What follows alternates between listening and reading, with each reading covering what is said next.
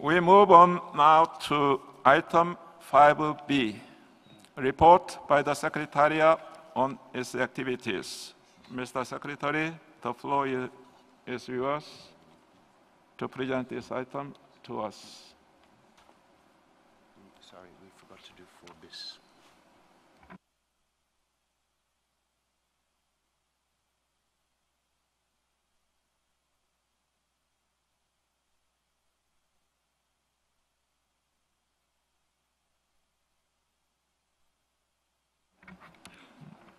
We have a slight technical problem. Just taking up 5B, we will get back to item 4bis.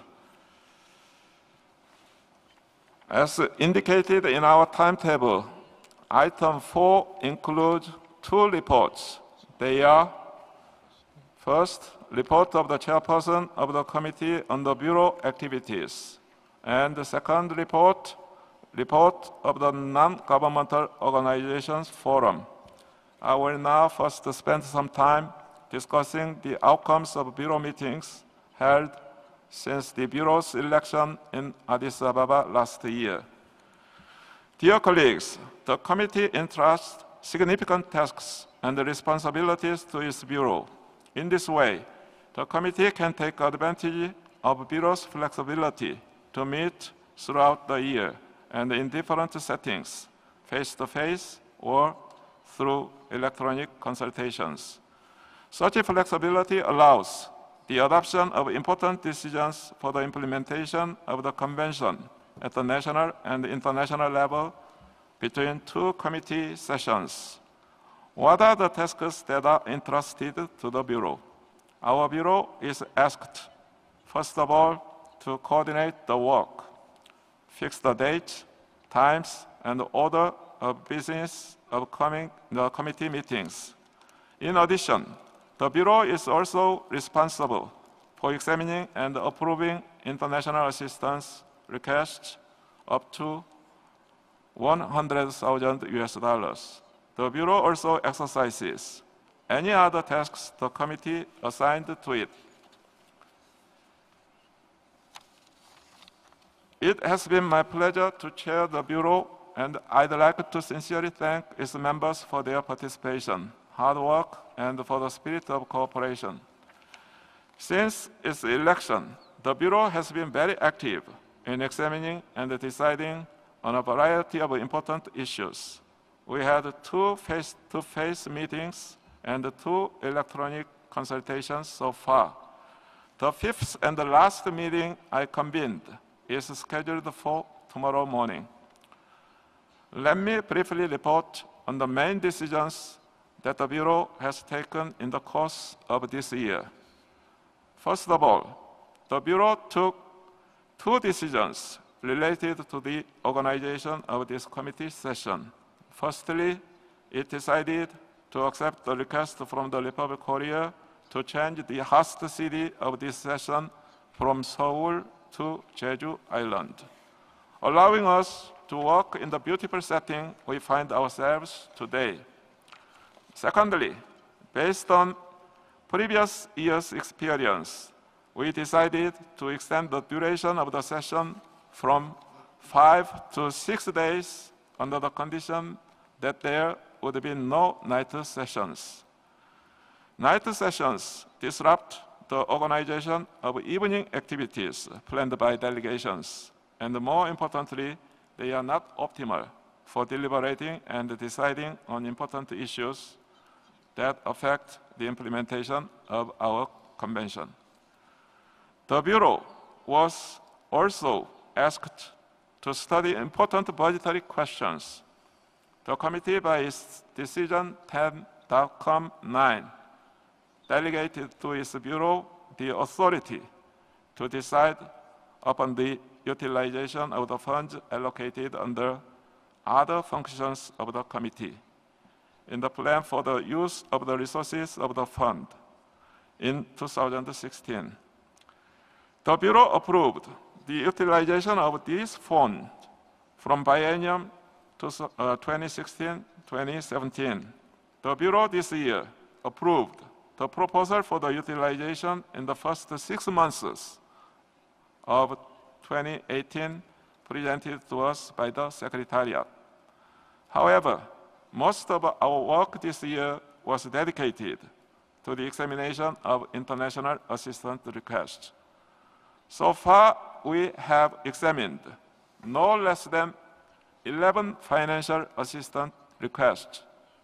They are made up of 9 international assistance requests up to $100,000, 1 preparatory assistance request, and 1 emergency assistance request.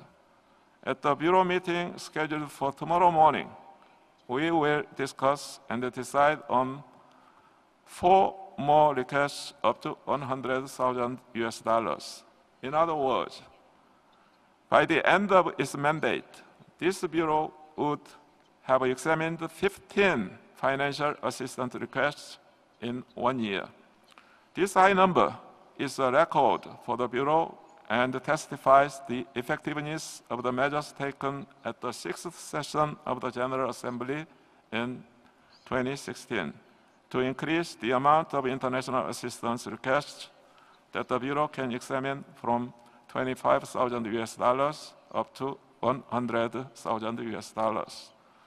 Of the 11 requests examined so far, the Bureau approved 4 international assistance requests from Colombia, Cuba, Morocco, and Uganda. We also approved the preparatory assistance request from Namibia and the emergency assistance request from Niger. The projects approved differ in scope and approach. As a summary for the 4 international assistance requests up to $100,000, the project in Morocco aims at safeguarding a particular element, the female change of Tarudang in the southwest of the High Atlas Mountains in Morocco. The purpose of the project in Colombia is the safeguarding knowledge associated with the stewardship of sacred sites of the Jeju shamans of Yurupari, settled along the Parana River of Colombian Amazon. In Cuba, the international assistance granted intends to identify, define, and inventory intangible cultural heritage present in Guantanamo, the easternmost province of the country. And the project in Uganda is geared at raising awareness of the importance of intangible cultural heritage among management and academic staff at 4 universities in Gulu, Kampala, Nkosi, and Fort Portal. Then Namibia's preparatory assistance request concerns the nomination of Aishan, ancestral musical sound knowledge and skills, to the urgent safeguarding list. The emergency request from Niger was prepared in the context of a rise of religious fundamentalism in the region. Mobilizing living heritage as an instrument for unity, integration, and peace, the project incorporates community-based needs identification, capacity building training workshops, an awareness-raising campaign, and activities directed at supporting dialogue among communities. Together with the identification of living heritage practices affected by the crisis in the 2 pilot regions, the provinces of Diffa and Tillaberi, this emergency request from Niger gives evidence that states recognize the role of intangible cultural heritage as a source of resilience and dialogue and social cohesion between displaced populations and host communities. The variety of these 6 projects approved testifies to the diversity of intangible cultural heritage and to the multiple forms that safeguarding can take. Dear colleagues, in the course of the year, we are also confronted with the reality that many states still encounter difficulties in preparing international assistance requests that meet criteria laid out in Chapter 1.4 of the Operational directives. Regrettably, we decided to refer 3 requests back to the submitting stage and not to approve 2 other requests. As you see, this has been indeed a very busy year for the Bureau. I will, of course, report to you again following the meeting of the Bureau scheduled this coming Wednesday to examine 4 more international assistance requests. Dear members of the committee, at the meetings of the ad hoc working groups of Group 2 on governance established by the 38th session of the General Conference of UNESCO, some of you called for more transparency with regard to the Bureau meetings of all conventions.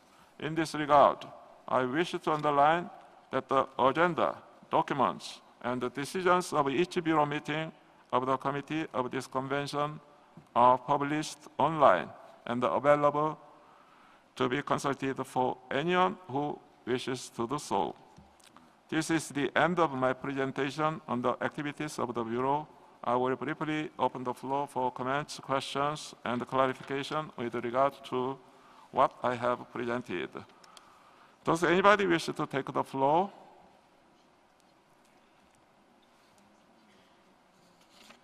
I see none. Let us now move on to the second report and invite the representatives of the NGO Forum to join us on the podium to tell us briefly on the NGO Forum activities. As you might recall, in Baku in 2013, we decided to systematically include the outcomes of the forum in our meeting. Somebody will, yeah?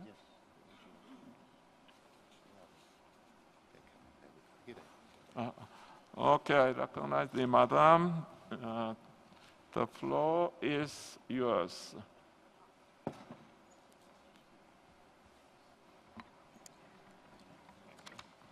Thank you very much, Mr. Chairman, for giving the ICH NGO Forum an opportunity to address the committee at the beginning of this session.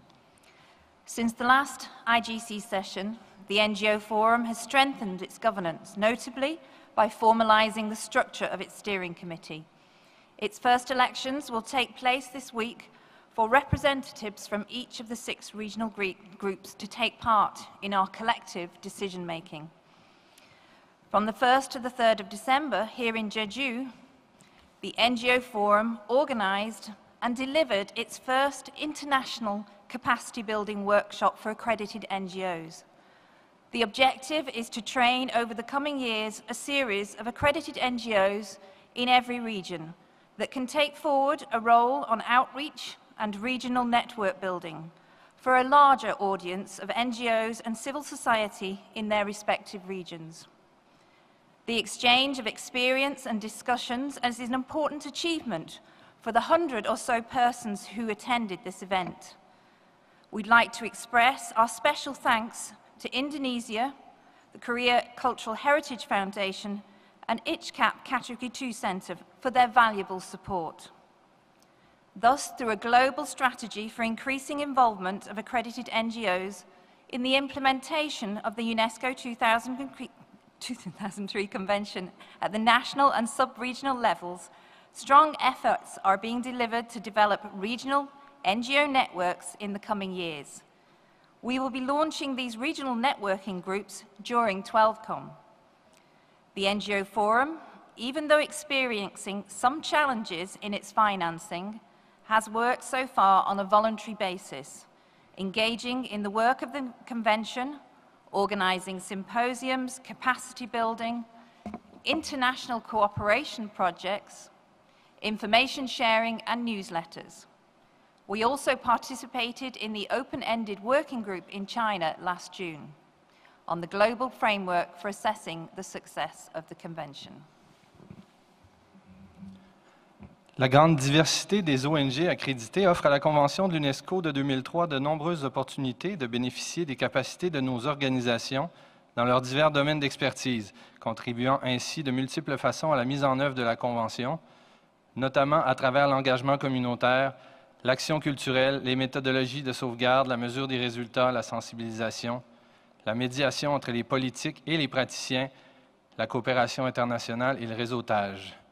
Tel qu'indiqué notamment au point 17 de l'ordre du jour, nous partageons le point de vue selon lequel les ONG accréditées jouent actuellement un rôle formel assez limité au sein de la structure de la Convention. Nous espérons pouvoir collaborer à d'autres fonctions plus actives et plus efficaces pour les organisations non gouvernementales afin de renforcer la sauvegarde du PCI au niveau local, national et international. C'est la raison pour laquelle le Forum des ONG du PCI considère comme importante l'option de réviser les critères d'accréditation. En conséquence, nous accueillerions avec enthousiasme la création d'un groupe de travail informel entre les États parties, le secrétariat et les ONG, y compris le Forum des ONG, pour renforcer la contribution formelle de nos organisations à la mise en œuvre de la Convention. Par ailleurs, durant cette semaine, ici, dans le beau paysage de l'île de Jeju, entre les plongées des femmes Haenyeo ou 2 assiettes de kimchi, le Forum des ONG a prévu un programme d'événements ouvert à tous. Vous êtes donc chaleureusement conviés à nos activités, notamment à la vitrine des ONG installée dans le hall d'entrée, au lancement du livre Heritage Alive ou aux sessions des différents groupes de travail sur la recherche, l'éthique ou le continent africain. Chers délégués, mesdames et messieurs, le monde nous observe. Travaillons tous ensemble pour atteindre l'objectif commun de sauvegarder la richesse des multiples et diverses traditions de notre planète. Nous aimerions enfin remercier chaleureusement le gouvernement de la République de Corée pour l'organisation de cet événement. Que la paix soit avec vous tous. Merci, Monsieur le Président.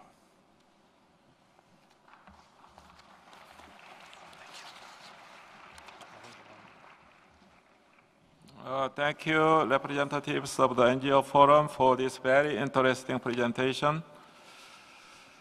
I am very impressed by the progress achieved in the organization of the forum and the work accomplished since its inception. We are aware that most of this work is carried out on a voluntary basis, and I think my colleagues will agree with me that your commitment to this convention is indeed inspiring. I'd like to take this opportunity to thank the Forum for the continuous efforts and to acknowledge the vital role of non-governmental organizations in the implementation of the Convention at the national and international levels, and in the safeguarding of intangible cultural heritage. I believe that the committee will discuss more about the role of the NGOs under the Convention when we come to item 17.